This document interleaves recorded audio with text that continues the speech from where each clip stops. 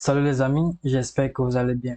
Alors, dans cette vidéo, nous allons essayer d'écréter le problème ou la question de cet abonné qui demande comment est-ce qu'il est possible d'intégrer du multilingue dans une application Codeigniter 4. Alors, pour sa question, ici, il a proposé une sorte de fonction dans laquelle on doit injecter les différentes langues dans un drop-down. Alors ici, moi, je vais faire une modification parce que ici, nous n'avons pas forcément besoin de toutes ces informations-ci. Sinon, le format ici, moi, je ne le trouve pas bon. Parce que avoir un JSON de code à ce niveau, et puis à l'intérieur mettre une forme de JSON, ça peut déranger en fait lors du codage. Parce que le formatage sera une chaîne de caractères en fait. Par contre, moi, je propose ici d'avoir juste un tableau dans lequel on pourra avoir le name, on pourra avoir le native name, et puis on pourra on peut ajouter par exemple le local qui sera par exemple. Alors, on va commencer l'intégration tout de suite pour ne pas perdre du temps. Alors, je rappelle ici que moi j'ai déjà un projet Codeigniter qui est là. Donc, ici plus bas, on va juste ajouter par exemple une sorte de message dans lequel on va devoir faire la traduction en français et en anglais. Et à ce niveau-ci, on va ajouter quelque part ici un drop-down pour pouvoir changer de langue. Donc, la première chose que nous allons faire ici, c'est de pouvoir intégrer notre drop-down avec les différentes langues. Donc, ce que je vais faire, c'est que je vais ancrer dans le code. Je vais chercher la navbar ici. Ok, très bien. Donc là, on a la navbar. Je vais, à ce niveau-ci, je vais dupliquer ça rapidement. C'est-à-dire de là à là. Ok. Donc, ok. Donc, je viens ici. Je vais dupliquer ça rapidement comme ceci. Alors, à l'intérieur, je vais enlever l'image qui se trouve ici. Une fois que j'ai enlevé l'image, là, je vais changer ça. Je vais, par exemple, mettre langage, comme ceci. Alors, c'est comment je vais faire ici. Attention. Ok, très bien. Donc, ici, nous allons afficher les langues que nous allons récupérer dans notre helper, par exemple, que nous allons créer. Suivant le modèle que notre cher abonné nous a proposé. Bon, ici. Donc, ce que je vais faire par la suite maintenant, ok. Donc, on est là. On actualise la page, qu'est-ce que ça donne? Très bien, ici, on a le langage. Comme pour le moment, il n'y a rien, c'est pour ça que ça ne s'affiche pas. Donc, la seconde chose que nous allons faire par la suite, c'est d'aller créer, par exemple, un helper qui va nous retourner la liste des langages qui sont supportés, autant pour moi. Donc, je vais cliquer là. Je vais chercher dans les helpers si nous avons déjà un helper. Donc, ici, ce que moi je vais faire ici, c'est que je vais créer d'habitude. Ça peut être différent de vos côtés. Moi, je vais créer un nouveau helper que je vais appeler par exemple common helper, comme ceci. Common helper.php. Très bien. Une fois que j'ai créé mon helper ici, à l'intérieur, je vais commencer par lui dire que c'est un fichier PHP. Très bien. Alors, comment on écrit les fonctions dans nos helpers? Pour écrire nos fonctions, la première des choses, c'est de vérifier si la fonction existe déjà ou pas. Donc, la première chose à faire, c'est if not, ok, function existe. Ici, on va enlever ça. On va, par exemple, dire get supported language, comme ceci. Get supported language. Très bien. Alors, ici, ce que moi je vais faire, c'est que je vais créer un tableau. Ok, donc à l'intérieur, on a la fonction qui est ici à l'intérieur, get supported language. Si la fonction n'existe pas, ok. Donc ici, moi je vais instancier mon tableau. Je vais dire par exemple supported language comme ceci, qui sera égal à un tableau là. Alors dans ce tableau-ci, on aura par exemple quelque chose comme un tableau. Là, moi, je vais par exemple mettre local et puis je vais dire que c'est en par exemple. Name et là, je vais mettre par exemple English comme ceci. On peut voir dans son exemple là, il dit English, English. Ok. Donc, name, ah bon, enfin, on va ajouter native name également. Donc, on fait comme ça. On va mettre native name. Là, il a mis, pardon, là, il a mis English, comme ceci. English, je pense que c'est tout. Donc, la seconde chose, c'est que on peut ajouter, par exemple, on va formater ça. Très bien. On peut mettre la virgule ici. Donc, on va faire la même chose pour le français. Donc, ici, je vais mettre FR. Là, je vais mettre français, français, comme ceci. Et là, je vais mettre français, français. OK. Une fois que c'est fait, je vais devoir retourner, par exemple, je vais retourner ici le tableau de langage supporté. Donc, je vais faire return. Et là, je peux par exemple décider de faire un JSON encode supported language.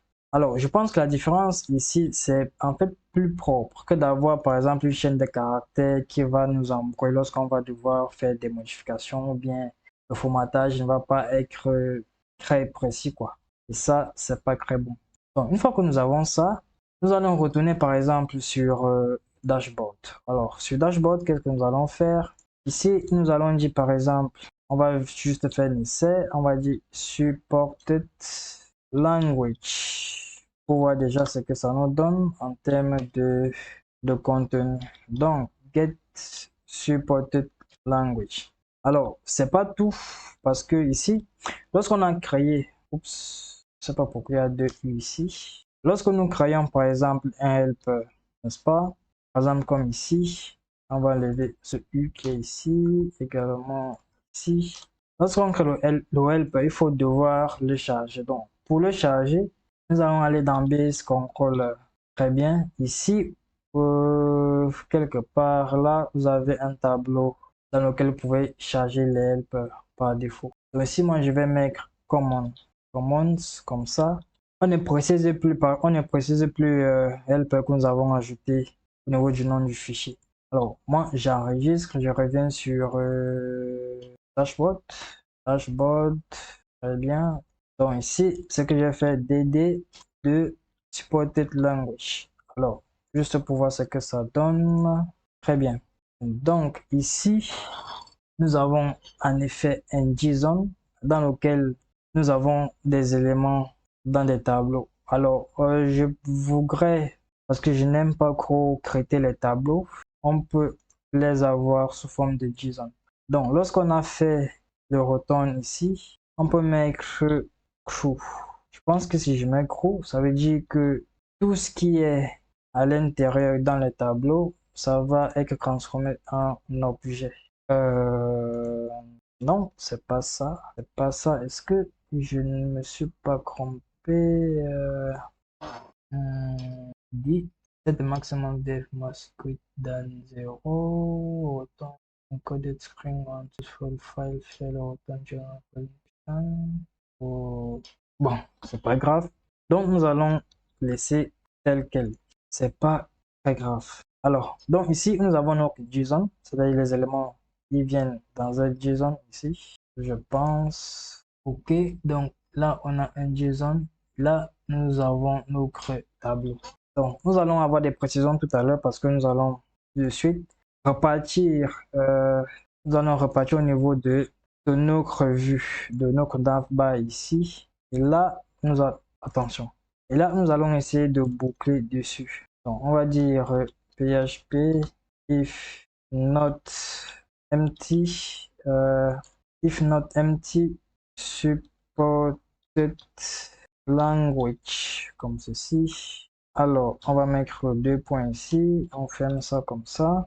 On va terminer par PHP and if. Ok, donc c'est à l'intérieur que nous allons essayer de boucler. Non, on va fermer ça également. Et à l'intérieur, nous allons essayer de boucler. Très bien. Donc, une fois qu'on a ça, on va fermer le forage qui est là. Très bien. Donc déjà, on va essayer d'actualiser pour voir. Donc, on va retourner au niveau de dashboard. On va retirer cette partie qui est ici. Donc, on va passer ça dans 10 data.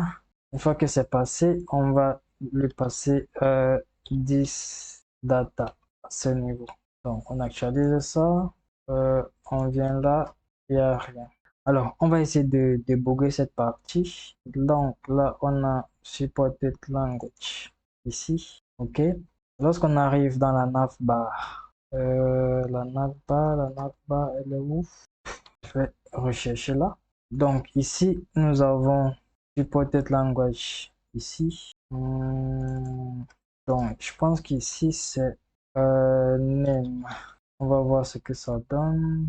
Alors, on va essayer de résoudre ces petites erreurs-là. Donc, on va commencer par un petit nettoyage de ce que nous avons fait. Donc, ici, on a Get Supported Language. Donc, ici, on doit mettre 2P. Également ici. Donc, sur cette partie-ci, on va retirer design encode. Ça également, on va retirer. On va retourner ici. Donc, c'était supported language. Donc, je pense que c'est des choses qui arrivent. Ce sont des choses qui arrivent de temps en temps. Donc là, on va retourner sur le dashboard là. On va cliquer. On va attendre un instant. Actualiser. Ok, donc on actualise notre page. Donc ici, on a English. Et puis là, on a français. Très bien. Donc, je crois pour la première partie, nous avons déjà nos langages, nos différentes langues qui sont ici. Alors, je vais rouvrir Escalier, Graou. Ok.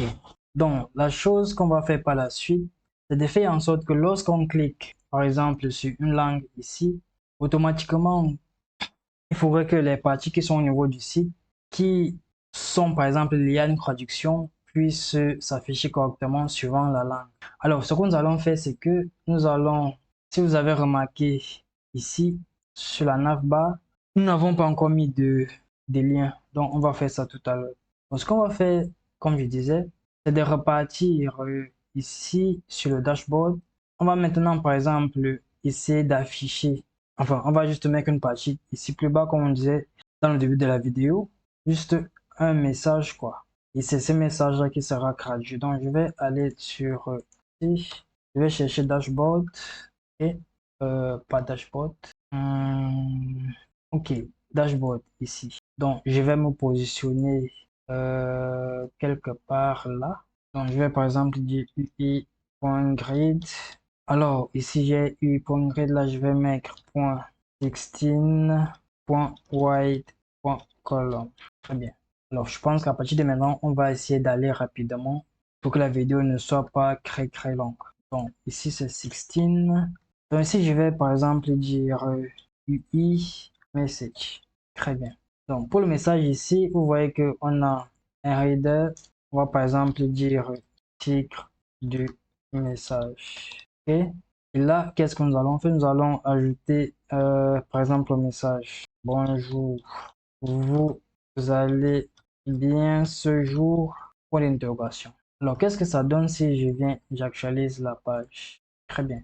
Donc ici, nous avons la partie que nous allons traduire.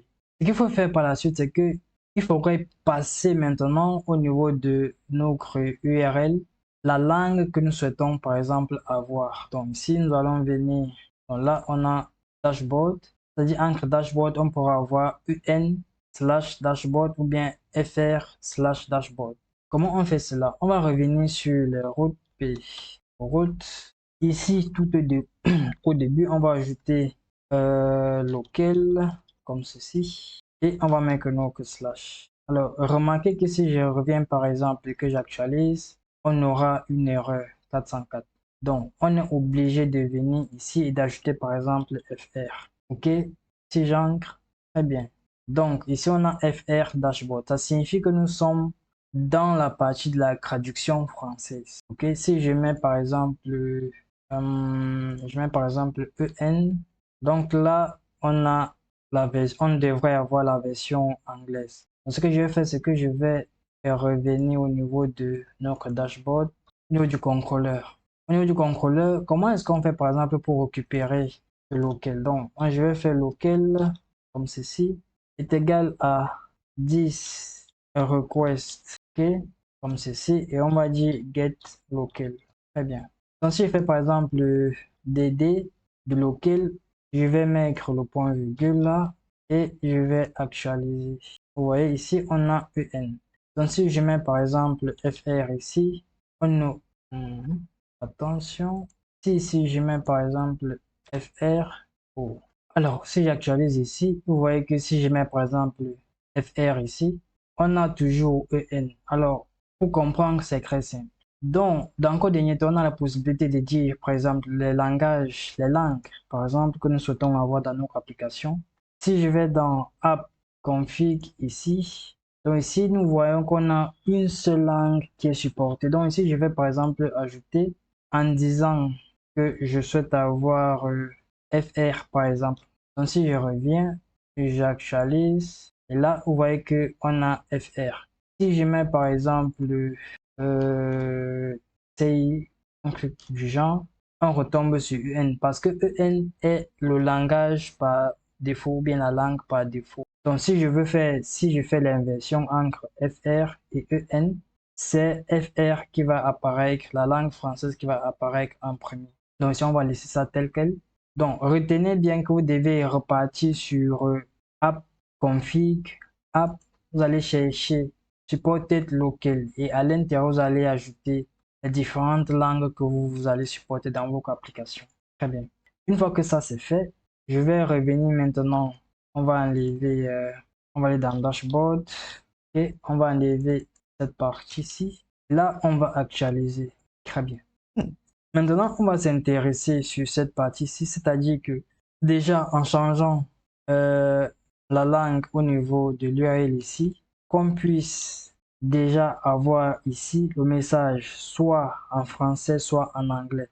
Donc, ce que je vais faire, c'est que je vais aller dans le projet, je vais chercher le dossier language, je vais aller dans app, je vais chercher language ici. On voit qu'ici, nous avons EN. Très bien. Donc ici, on a déjà EN.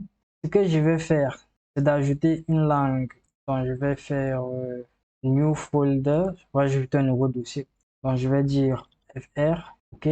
Le dossier que j'ai ajouté à l'intérieur, je vais mettre un nouveau fichier que je vais appeler, par exemple, on va juste appeler ça French.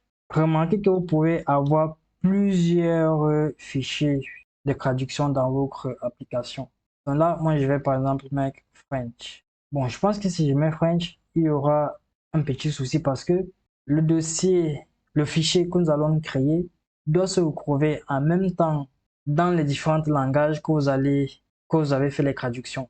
Donc, au lieu de faire ça, je vais par exemple dire translate, par exemple. Translate.php. Alors, ici, j'ai translate.php. Ce que je vais faire, c'est que je vais lui indiquer que je suis dans un fichier PHP. OK. Alors, ce qui est recommandé, c'est de faire un return d'un tableau. Alors, ici, et remarquez que vous pouvez, dans votre tableau-ci, attention, je vais mettre, OK, ça c'est bon.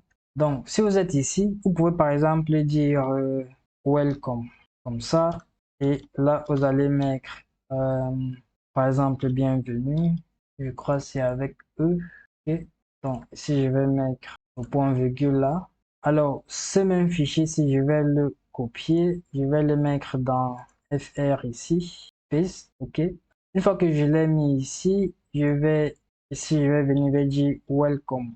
Ça, c'est en anglais. Alors, si on s'arrête juste à ces deux traductions que nous avons faites, on peut revenir sur dashboard. Dashboard index, très bien, ici. Alors, je peux venir ici maintenant et je vais dire égal lang. Lang, c'est comme ceci.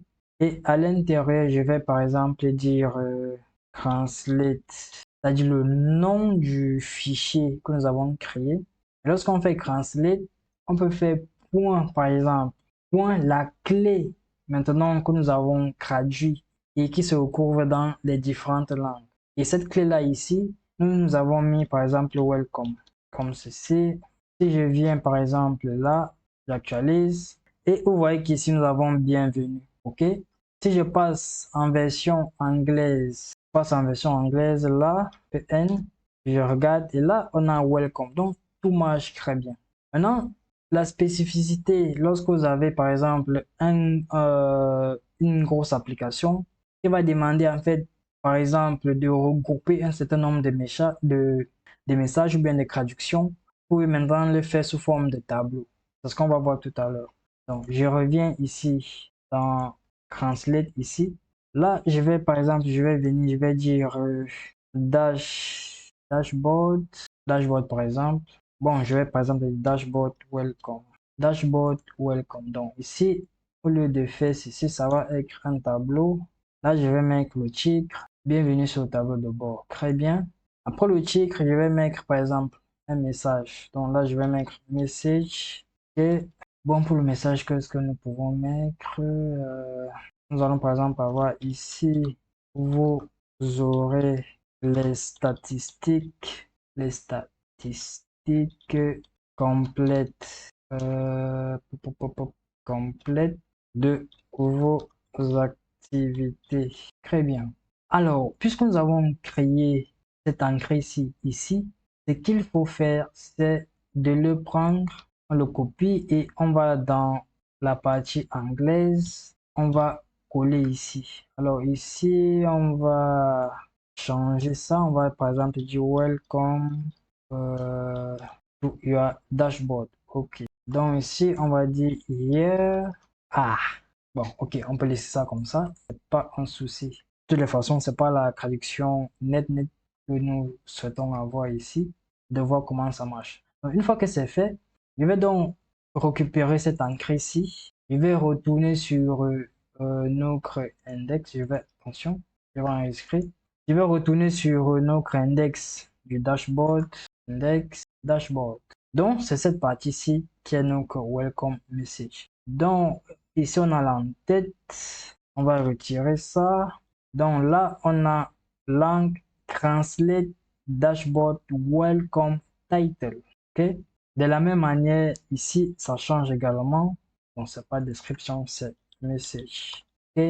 On revient, on actualise. Super. Welcome to your dashboard. Here you can manage your dashboard. Si je passe en version française, ici, très bien. Donc là, on a la version française. Alors, on va s'attaquer maintenant à cette partie ici. Bon, j'espère déjà que vous avez bien compris comment nous avons procédé pour ces différentes traductions. Si c'est à peu près compliqué, je pense que vous pouvez arrêter la vidéo au moment ou bien de répéter le visionnage de cette partie-là pour bien comprendre comment est-ce que l'intégration s'est faite. Sinon, dans les commentaires, n'hésitez pas de venir poser des questions. Alors, une fois que c'est fait, nous allons maintenant essayer de gérer le clic, par exemple, sur English ici, pour avoir la version anglaise, ou sur français. Si on clique dessus, on devrait avoir la version française. Alors, comment on va faire cela? C'est à peu près compliqué. Donc, alors rapidement, nous allons partir dans Common. On va écrire une petite fonction qui va nous permettre de récupérer l'URL sans le local. Et à l'intérieur, nous allons juste ajouter français ou anglais. Donc, nous allons partir dans Common Helper. OK? Donc, on va ajouter un nouveau helper. On va l'appeler, on va d'abord faire notre if not function exist. Comme ceci, exist. On va dire, par exemple, get URI without, get URI without local. Très bien. Donc on a ça, si la fonction n'existe pas, là on va faire fonction get. On va aller rapidement, on va copier ça, on va coller ici, ok, on va faire ceci, très bien. Attention, if not function exist. Ah, c'est avec, ok, très bien. Donc la première des choses, c'est qu'on va récupérer le service URI. On va faire service qui va nous retourner URI. Très bien. Lorsqu'on récupère ce service, on va récupérer tous les segments. Donc, on va dire URI segment. Ok, on va le récupérer à partir de URI, comme ceci, segment. Ok, une fois qu'on a les segments de l'URI, alors je rappelle que les segments ici, c'est le fait que nous ayons cette partie ici au niveau du slash là. Donc, on a ça qui sont en fait des segments. Alors, on va vérifier parce que je ne suis pas tout à fait sûr. Donc déjà, on va essayer de retourner return segment. Oups, return segment. Très bien. Alors, on va essayer d'afficher ça. Donc, c'est URI segment. Alors, on va essayer d'afficher ça au niveau de notre dashboard. Donc, je vais venir, je vais dire dashboard. Très bien. Donc, ici, on a le dashboard. Donc, ici, je vais dire dd get URI without local. Puisque dedans, on a dit on va afficher les segments. Si j'actualise, là, il dit call to undefined URI segment. OK. OK, c'est pas bien grave. Donc, on va retourner, on va voir. C'est pas segment, c'est get segment. C'est une méthode. Alors, si je reviens, j'ai oublié le G ici. Segment. OK. Si je viens, j'actualise, je vois il y a deux éléments.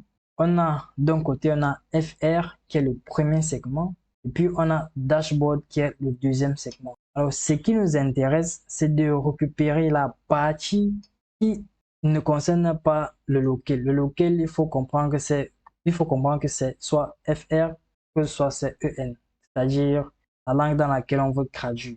Donc, ce qui nous intéresse, c'est juste dashboard, c'est-à-dire la deuxième partie. Donc, ce que nous allons faire, c'est que une fois que nous avons ceci, hop, hop, alors, une fois que nous avons ça, attention. Alors, une fois que nous avons ça, ce qui nous intéresse, cette partie, c'est comme je disais. Donc, on va revenir ici. Ça, c'est, attention, je vais mettre G ici. G également ici. Et comme c'est un tableau, et on va supposer que le premier segment, c'est toujours réservé à la locale. Donc, ce qu'on va faire, c'est que je vais écrire, on va supprimer le premier élément du tableau. On va faire shift, segment. OK? Donc, on va mettre ça dedans. On va mettre le point virgule ici. Et là, qu'est-ce qui va se passer si on actualise? OK, très bien. On a juste la partie dont on a besoin. Très bien. Maintenant, qu'est-ce que nous allons faire? Puisque nous avons déjà notre segment, sans la partie qui concerne le local, on va maintenant repartir sur, je vais venir ici, je vais supprimer l'espace, je vais venir dans dashboard, on va enlever ça. Alors, une fois que c'est fait, je vais retourner dans la navbar, OK? Une fois que nous sommes dans la navbar, c'est ici, donc on va dire href, comme ceci. Là, on va dire égal à base URL, OK? Donc, base URL, là, à l'intérieur, je vais commencer par le local, comme ceci. Point, je vais ajouter get URL without local. Et c'est tout. Donc, on va actualiser, on va voir ce que ça donne. Je crois qu'on aura une erreur. Il dit qu'il ne connaît pas local. Donc, c'est très simple. On va aller sur dashboard. Ici, on voit qu'on a bien local, mais on ne l'envoie pas au niveau de la vue. Donc, je vais faire 10 data et je vais lui dire OK, mais local à l'intérieur. Local. Une fois que local est mis, je vais faire local ici et je mets mon point virgule. Si je reviens, j'actualise. Oups. Ici, il dit error to screen conversion. OK. Donc, si on comprend bien, c'est la partie get URI without local qui dérange. C'est très simple à comprendre puisque nous essayons d'afficher un tableau. Alors, ce qu'on va faire ici, c'est que nous avons un tableau. Une fois que nous avons un tableau, il faut qu'on puisse transformer cela en chaîne de caractères sous forme de URL. C'est-à-dire qu'on aura un ensemble séparé par des slash. Donc, au lieu de faire return URL segment, on va dire implode. Là, on va faire ça comme ça. Très bien. Alors, on va pas expliquer la fonction implode ici. Vous pouvez aller regarder dans la documentation ce que ça fait réellement. Alors, si je reviens, j'actualise. Ici, on va regarder. On a FR. Alors, si on a FR, très bien. On va retourner sur la navbar. Alors ici, on va essayer de régler un ensemble de petits problèmes. Ici, au lieu de mettre local, on va plutôt utiliser langue local ici. Alors, en plus de ça, vous voyez que si on revient ici, si on regarde au niveau du bas là, on voit que il manque un slash. Alors, on va ajouter le slash ici. On va faire comme ça. On va ajouter le slash. Qu'est-ce que ça donne si j'actualise? Oups.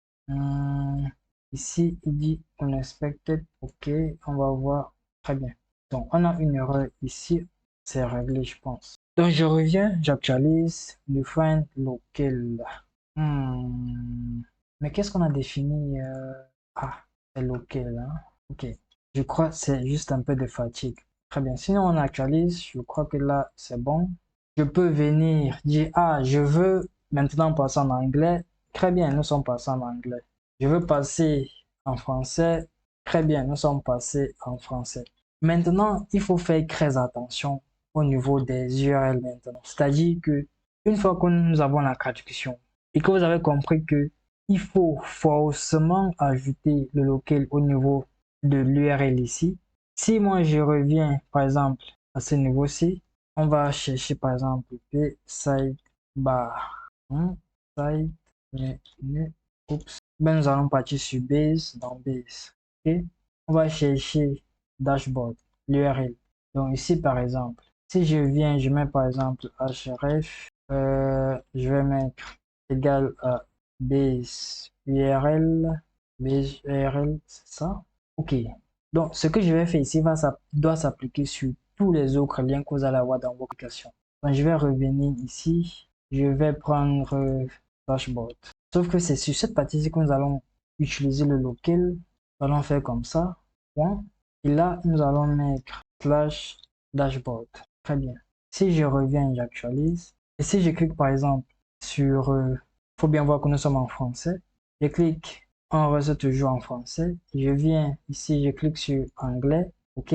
Là, vous voyez que nous sommes en anglais. Si je reviens ici, je clique dashboard, on reste en anglais.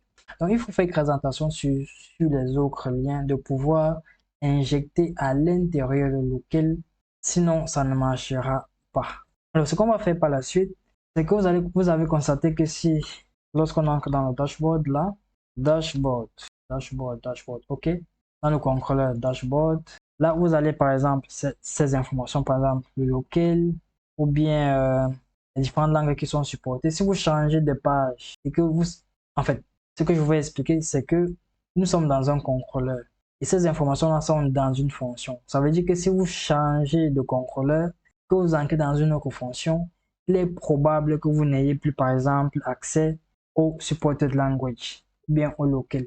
Ce qu'il faut faire, c'est que vous allez dans Base Controller. Dans Base Controller, qui est le contrôleur que les autres contrôleurs vont étendre. À l'intérieur, vous avez par exemple le data, un tableau data. Ce tableau data, c'est ce tableau que nous remplissons à chaque fois que nous transmettons les données à notre vue. Si on revient, CTRL P, dashboard, vous voyez que ce tableau-là est transmis ici. Alors, on met les éléments dans notre tableau et on les transmet au niveau d'ici. Alors, ce que nous allons faire pour que ces informations-là soient accessibles dans tous les contrôleurs ou bien dans toutes les vues, on va enlever ça ici au niveau de la fonction.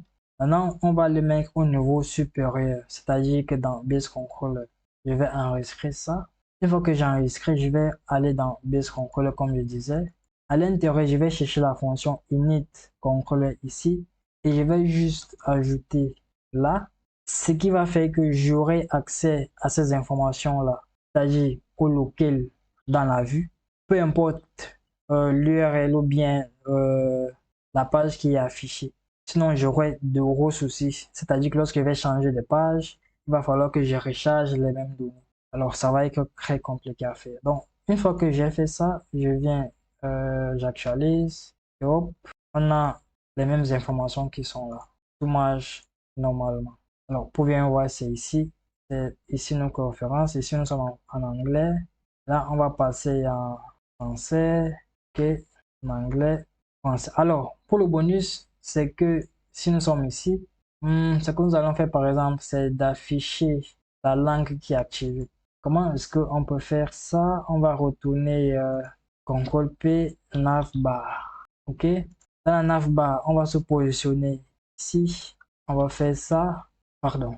Donc ici, qu'est-ce qu'on va dire? Égal à, on va dire locale égale à langue locale ici. Donc, on va mettre un truc du genre actif et on va refermer ça.